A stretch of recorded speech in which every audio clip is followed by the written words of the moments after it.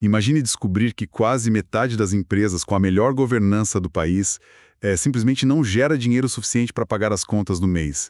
Balanços lindos, lucros milionários no papel, celebrações de recordes, mais o caixa vazio. A realidade dos bastidores costuma ser bem diferente daquela que vai parar nas apresentações de resultados, né? Exatamente. Como é que uma empresa caminha para a recuperação judicial no exato momento em que bate recordes de resultado? Bom, sejam muito bem-vindos ao episódio de hoje da nossa análise aprofundada. O objetivo aqui é desmascarar o indicador financeiro favorito do mercado corporativo. Olá, é um prazer imenso participar dessa conversa hoje. Nós vamos analisar uma daquelas verdades absolutas do mercado que, olha, quando são colocadas sobre a lupa, revelam fissuras bem perigosas. A nossa missão hoje é desconstruir de vez a ideia de que um indicador específico é sinônimo de dinheiro no caixa e, claro, mostrar o que as lideranças realmente precisam observar para entender a saúde de um negócio. Com certeza. E para garantir que a gente mantenha esse foco clínico, a nossa base hoje é exclusivamente um artigo brilhante e, assim, muito provocativo, chamado A Ilusão do EBITDA. A autoria é do Oscar Malvesi, e esse texto foi publicado na página 22 da edição número 297 da revista RI. Um artigo que, diga-se de passagem, deveria ser leitura obrigatória para qualquer pessoa que sente numa cadeira de diretoria, viu? Sem dúvida alguma. Mas antes de avançarmos, acho que vale fazer aquele alinhamento rápido para quem nos ouve. O artigo gira em torno dessa sigla que o mercado costuma pronunciar como EBITDA, com a fonética puxada para o inglês mesmo. É a abreviação de Earnings Before Interest, Taxes, Depreciation and Amortization. Que traduzindo? Isso, que em português significa lucros antes de juros, impostos, depreciação e amortização. Soa como algo muito robusto, né? É praticamente a estrela das apresentações de resultados trimestrais. É a estrela incontestável. E o artigo do Malvesi é muito cirúrgico ao mostrar que usar apenas essa métrica como sinônimo de geração de caixa ou até como base para decisões de investimento, é uma armadilha perigosa. O EBITDA ignora elementos vitais da operação, e essa negligência pode literalmente quebrar uma empresa que parece saudável por fora. Certo, vamos desdobrar isso. Porque se é uma armadilha tão perigosa assim, existe uma pergunta óbvia que não quer calar. Por que o mercado inteiro é tão apaixonado pelo EBITDA, se ele esconde a realidade? De onde vem esse encanto inicial todo? Bom, o grande atrativo é a simplicidade. O mercado financeiro adora atalhos, né? Tudo que facilita a vida e as planilhas acaba ganhando tração. O EBITDA é fácil de calcular porque ele isola apenas uma parte da demonstração do resultado. Ele faz uma limpeza, por assim dizer. Isso, uma limpeza teórica. Ele remove o peso de como a empresa se financia, ou seja, ignora os juros. Ele remove também a carga tributária, ignorando os impostos reais que precisam ser pagos, e tira os efeitos contábeis que não representam saída de caixa imediata, tipo a depreciação e a amortização. Entendi. A teoria é que, ao limpar tudo isso, sobra apenas o desempenho operacional puro do negócio, o que a operação faz por si só. E isso acaba criando uma base nivelada para comparações, correto? Para quem está olhando de fora. Exatamente. Pensa no seguinte cenário. Se a intenção é comparar duas empresas de um mesmo setor para uma possível fusão ou aquisição, o EBITDA age como aquele denominador comum. Ele elimina as diferenças nas estruturas de dívida ou nos regimes tributários de cada uma. Ah, claro, porque uma pode ser mais endividada que a outra, mas a operação em si rende parecido. Exato. E por causa dessa facilidade de comparação, os bancos e agentes de crédito transformaram os múltiplos de EBITDA na grande referência para conceder limites e aprovar financiamentos estruturados. Entendi a conveniência. Faz sentido na teoria. Mas, lendo o artigo, me veio uma analogia muito clara sobre onde mora o perigo prático disso no dia a dia. Focar no EBITDA é, assim, como olhar para o salário bruto no contra-cheque no fim do mês. Nossa, essa comparação é perfeita. Pois é. A pessoa olha aquele número alto lá em cima no contra-cheque e pensa, nossa, tô rico. Só que esse sentimento de riqueza ignora completamente que o aluguel do mês ainda precisa ser pago, o que na empresa seria a necessidade de capital de giro. Exatamente. O aluguel não perdoa. Não perdoa mesmo. E ignora também o imposto de renda que já ficou retido na fonte. E pior ainda, ignore os juros daquele cheque especial que está rodando há meses, que seria o custo de capital. Ou seja, gastar com base no salário bruto é o caminho mais rápido para a insolvência pessoal. O que é fascinante aqui é ver como essa analogia do contra-cheque ilustra a raiz do problema corporativo que o Malvesi descreve. O artigo aponta que a grande ilusão é justamente tratar o EBITDA como dinheiro livre no caixa. Dinheiro que está ali, pronto para usar. A empresa precisa bancar a sua operação diária. É preciso comprar a matéria-prima hoje, pagar os funcionários hoje, mas o cliente talvez só pague daqui a 90 dias. É um descompasso de tempo, né? E esse ato exige capital de giro. Além disso, os impostos são obrigações reais, pagas com dinheiro vivo, não com promessas. E o capital investido, seja dos sócios ou dos bancos, cobra um custo financeiro diário. O EBITDA simplesmente finge que nada disso existe. Mas, peraí, os executivos, os diretores que estão no comando da operação, eles não percebem que a conta não fecha no fim do mês? Como é que isso se sustenta internamente nas empresas? Aí entramos na questão do desalinhamento de interesses. É o ponto onde a teoria esbarra no comportamento humano básico. O que acontece quando os conselhos de administração atrelam os bônus milionários dos executivos às metas de crescimento exclusivo do EBITDA? Eles vão focar só nisso, naturalmente. Com certeza. Cria-se um incentivo totalmente perverso. Um diretor pode, por exemplo, empurrar vendas loucamente no fim do trimestre, oferecendo prazos de pagamento absurdos para os clientes. Tipo 120, 150 dias para pagar. Só para registrar a venda no sistema. Exato. O EBITDA daquele trimestre explode porque a venda foi faturada e registrada na competência. O diretor bate a meta, aparece na foto como grande herói e garante o bônus gordo. Mas o dinheiro dessa venda não entrou no caixa. Só vai entrar daqui a 4 meses. Esse é o ponto central. O dinheiro não entrou, mas os fornecedores, a energia elétrica e os funcionários que produziram aquela mercadoria precisam ser pagos hoje. Como é que a tesouraria resolve isso? Vai ter que pegar dinheiro emprestado. Vai ter que ir ao banco, tomar dinheiro rápido, pagando juros altos para cobrir esse buraco gigantesco no capital de giro. E como o EBITDA te ignora os juros e ignora essa necessidade de capital de giro, a métrica continua linda na apresentação de slides. Meu Deus, é uma maquiagem perfeita. É uma maquiagem perigosa. Na realidade da tesouraria, a riqueza do acionista está sendo corroída mês a mês. A empresa se endivida silenciosamente só para bancar um crescimento que é ilusório. É um descompasso assustador, para dizer o mínimo. O papel aceita qualquer narrativa, né? Mas o extrato bancário é implacável. Ele não mente. E a gente não está falando de um risco teórico, de algo que pode acontecer. O texto do Malvesi traz um choque de realidade com base em dados muito concretos. Qual é o tamanho real desse buraco no mercado brasileiro? Olha, os dados são a parte mais alarmante desse estudo todo. O artigo analisa uma amostra muito robusta de empresas que compõem o IGC, que é o Índice de Governança Corporativa da Bovespa. Ou seja, o suprassumo da gestão. Exatamente. Para contextualizar, estamos falando da elite do mercado. São as empresas que, teoricamente, possuem as melhores práticas de governança e gestão financeira. A análise do Malvesi cobriu um período de 5 anos ali entre 2020 e 2024. E a constatação foi, assim, brutal.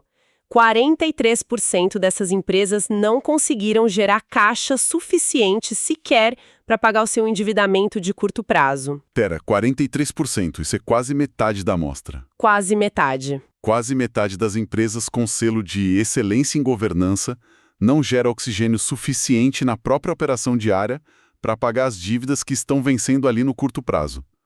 É de cair o queixo. E é nesse ponto que a matemática do artigo expõe a discrepância fatal do indicador. O levantamento revelou que o EBITDA reportado por essas empresas de elite foi, em média, 54% superior ao valor do FCO, que é o fluxo de caixa operacional. 54% de diferença? Ou seja, existe um abismo monumental entre o número que o mercado celebra e o dinheiro que realmente existe no caixa para trabalhar. Deixa eu trazer o exemplo prático que o texto usa, porque ele materializa muito bem essa porcentagem de 54% para o nosso público. A empresa apresenta um relatório gerencial afirmando com o maior orgulho que gerou R$ 154 mil de EBITDA. As ações sobem, os bônus são distribuídos, Tudo festa, né? tudo festa. Mas ao abrir a gaveta do caixa efetivo, o dinheiro duro que pode ser usado de verdade para pagar dívidas ou investir, há apenas R$ 100 mil. Sumiram R$ 54 mil dessa conta. Sumiram não, né? Eles foram sugados. Foram absorvidos pelas engrenagens que o EBITDA faz questão de esconder. Eles foram consumidos pelas necessidades de capital de giro não planejadas, pelo pagamento do imposto de renda e pelos juros da dívida. Claro, o aluguel e o cheque especial da nossa analogia. Exato. Uma variação ali de 5% ou até 10% entre a métrica e o caixa poderia ser um desvio de percurso normal. Mais uma diferença de 54% significa que a gestão está vivendo em uma realidade paralela. Tá voando às cegas. E é isso que explica por que empresas que exibem resultados operacionais maravilhosos acabam pedindo recuperação judicial poucos meses depois, deixando o mercado atônito sem entender nada. Aqui é que a coisa fica realmente interessante. Para ilustrar a gravidade de guiar um negócio por essa métrica, o artigo usa uma metáfora do mundo da aviação que é, assim, irretocável.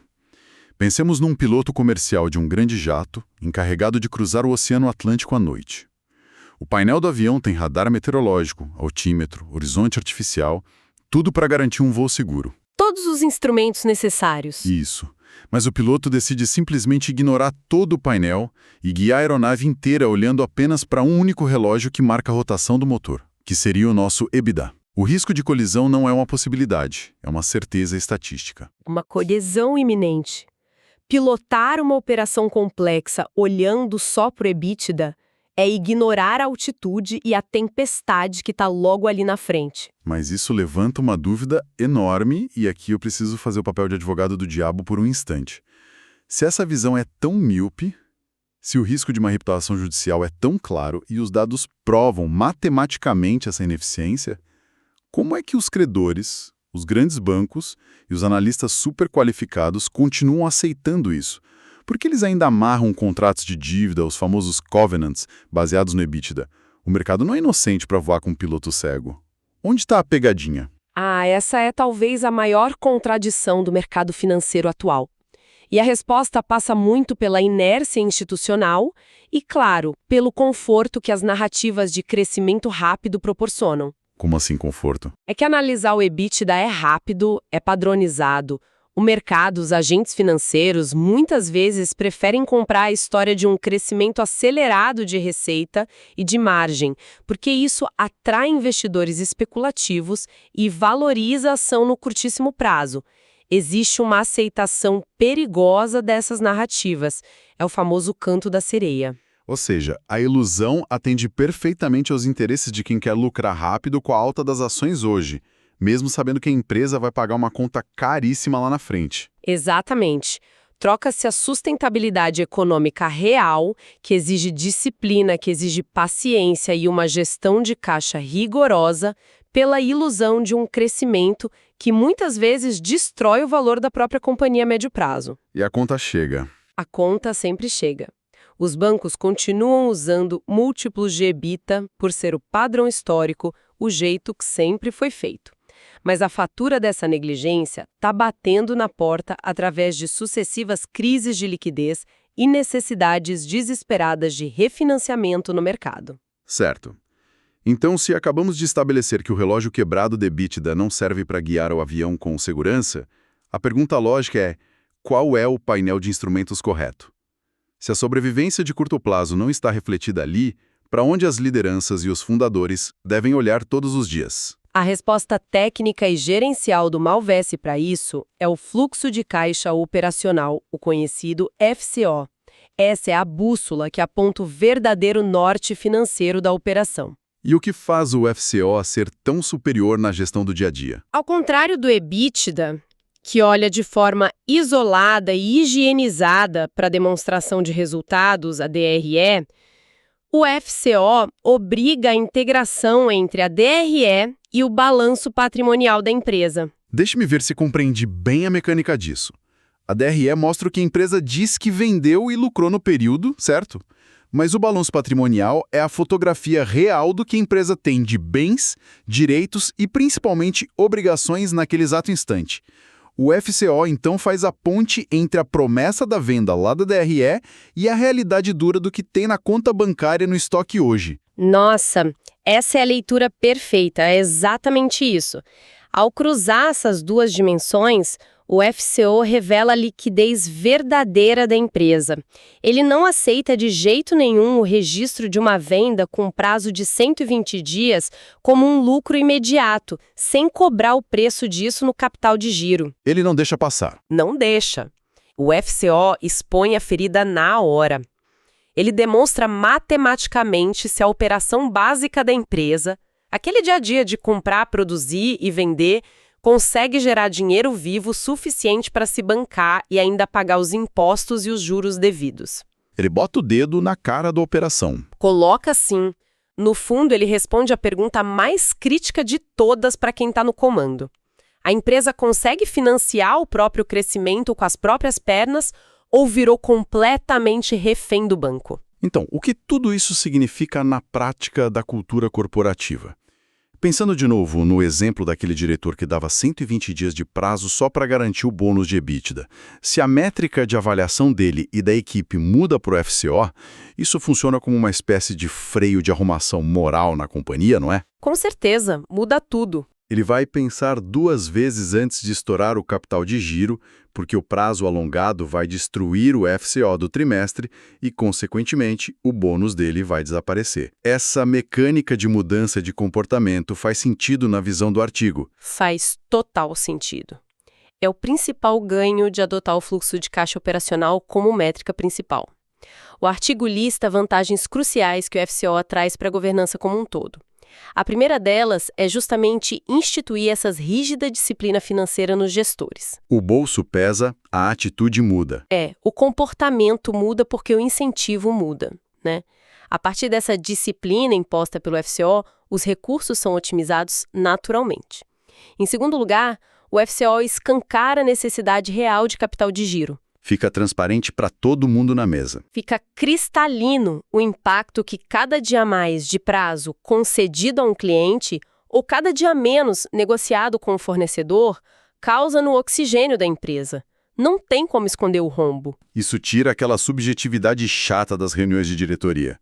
Os números param de ser uma questão de opinião ou de habilidade de apresentação do executivo no PowerPoint, né? Exato, vira matemática pura e simples.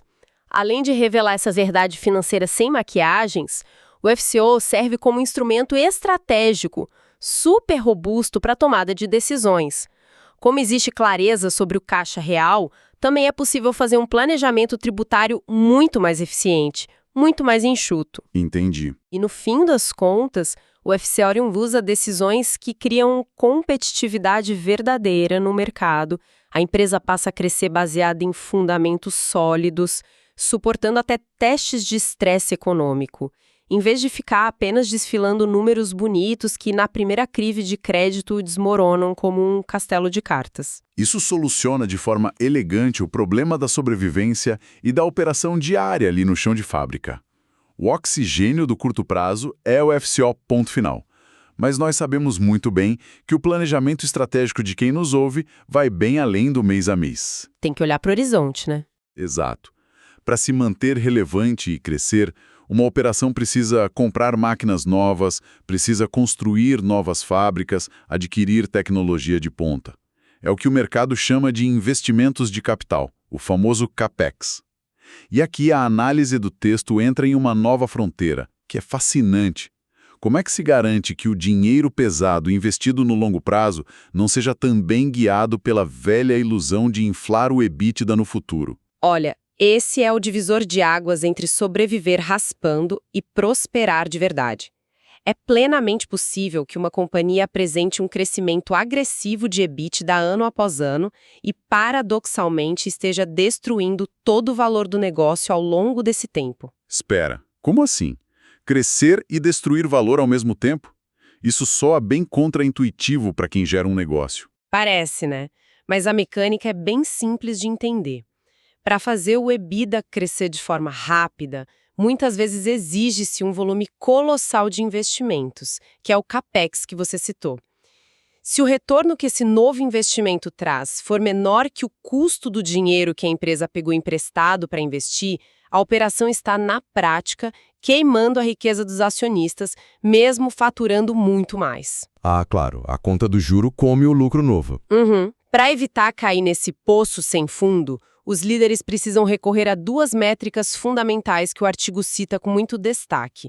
O ROIC, que é o retorno sobre o capital investido, e o método VEC, que significa valor econômico criado. E aqui, os números do Malvesi voltam a assustar.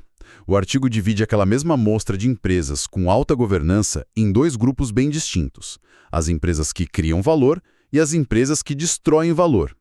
E os números do CAPEX revelam um cenário absurdo sobre eficiência. É a melhor parte do estudo. O volume de dinheiro que os dois grupos investiram no longo prazo foi praticamente idêntico.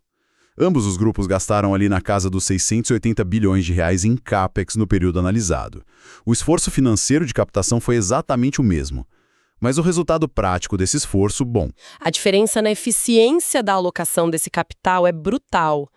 Se a gente olhar para a produtividade desses 680 bilhões, o abismo aparece. No grupo das empresas que de fato criam valor, para cada R$1 investido, elas conseguiram gerar 28 centavos de incremento. Foi uma conversão de capital em resultado altamente eficiente para os padrões de mercado. 28 centavos de retorno por real. Isso. Agora, por outro lado, no grupo das empresas que destroem valor, aquele mesmo R$1 de investimento suado gerou míseros 12 centavos. O esforço corporativo foi o mesmo. A dívida tomada no banco foi a mesma. O estresse foi igual. Mas a eficiência foi menos da metade. E o grande detalhe é que o EBITDA desse grupo ineficiente provavelmente também cresceu. Cresceu, claro. O que permitiu que os executivos mantivessem a narrativa de sucesso, as palestras motivacionais para o mercado, enquanto na verdade consumiam um caminhão de capital à toa. Isso fica ainda mais evidente quando observamos a diferença do ROIC, o retorno sobre o capital investido, entre os dois perfis.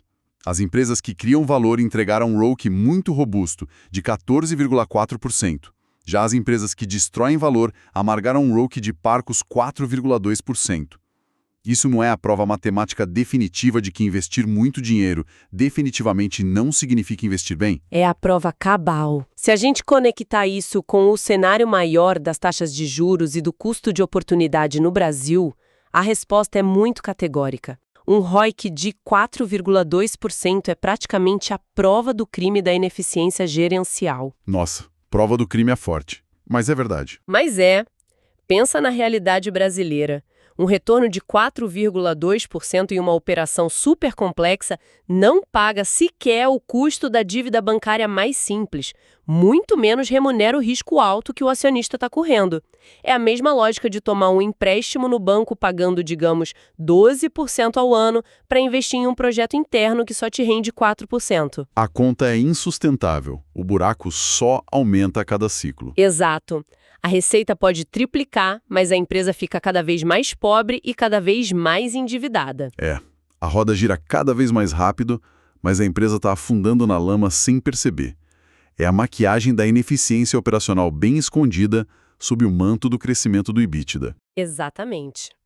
E é por isso que o Malvesi defende com unhas e dentes que a única saída estratégica de longo prazo é a adoção da gestão baseada em valor, conhecida como VBM, tendo o ROIC como um juiz implacável e o valor econômico criado, o VEC, como a grande meta central de todo mundo. Faz todo sentido. O ROIC revela sem piedade a verdadeira produtividade daquele capital que foi confiado à diretoria.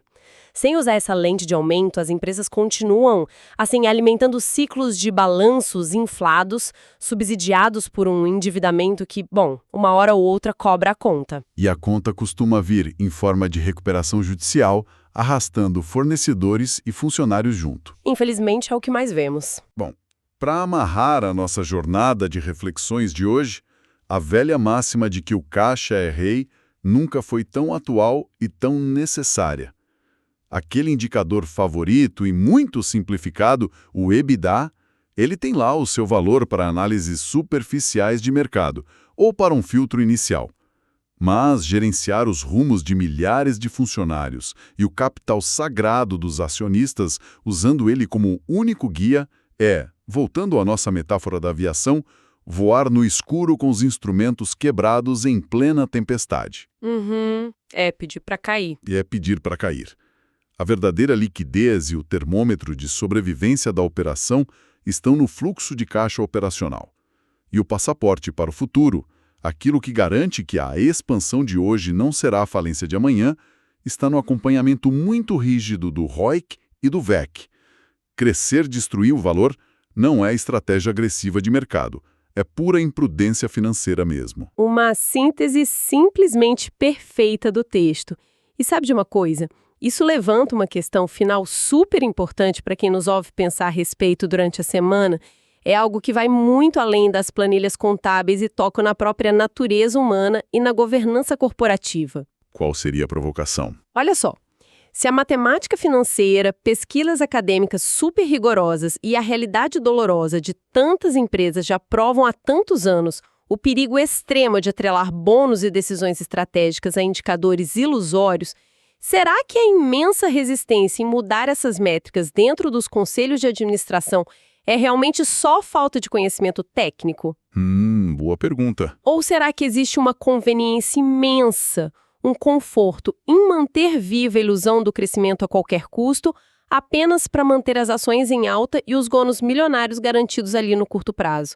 Fica essa pulga atrás da orelha. Nossa, fica essa provocação inquietante para as próximas reuniões de diretoria e conselhos. É um incômodo necessário, né, para quem leva a sério a perpetuidade dos negócios. Bom, nós gostaríamos de encerrar agradecendo imensamente a companhia de todo o nosso público durante essa reflexão de hoje. O convite agora é para que busquem o material original e bebam direto da fonte. Vale muito a pena. Procurem o artigo A Ilusão do EBITDA, escrito brilhantemente por Oscar Malvesi. Ele está lá na página 22 da edição número 297 da revista RI. É uma leitura obrigatória e um mergulho técnico que muda profundamente a forma como as lideranças e os profissionais analisam um balanço financeiro de verdade. É isso mesmo. Aconselho muito a leitura. Não deixem de buscar esse conhecimento para ajustar o painel de instrumentos das empresas antes de planejar o próximo voo de crescimento.